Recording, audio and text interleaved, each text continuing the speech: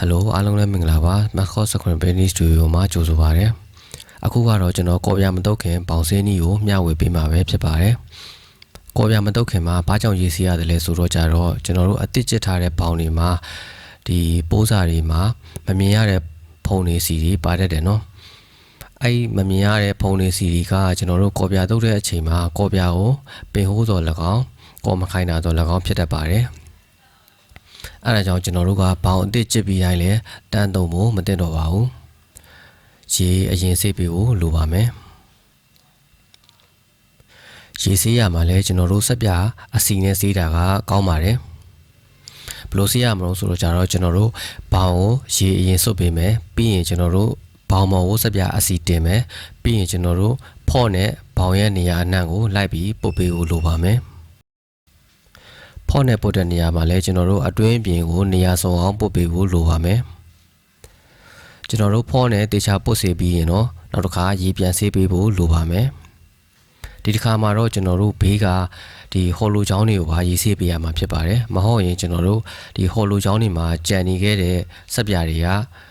ဒီပိုးစားပေါ်ကိုပြန်ပြီးတော့ကျလာတတ်ပါတယ်အဲဒီခါဆိုရင်ကျွန်တော်တို့ကော်ပြကူးတဲ့အချိန်မှာပြဿနာဖြစ်နိုင်ပါတယ်ကျွန်တော်တို့ဒီမှာဘောင်အသစ်ကျစ်ပြီးတိုင်းရေးဆေးရမယ်ဆိုတာကကျွန်တော် solid တွေအတွက်မသိတာပဲမဲ့ကျွန်တော် dose ရိုက်တဲ့အခါမှာဆိုရင်တော့ဒီဘောင်အသစ်ကျစ်ပြီးတိုင်းကျွန်တော်ရေးဆေးကိုဆေးပေးရမှာဖြစ်ပါတယ်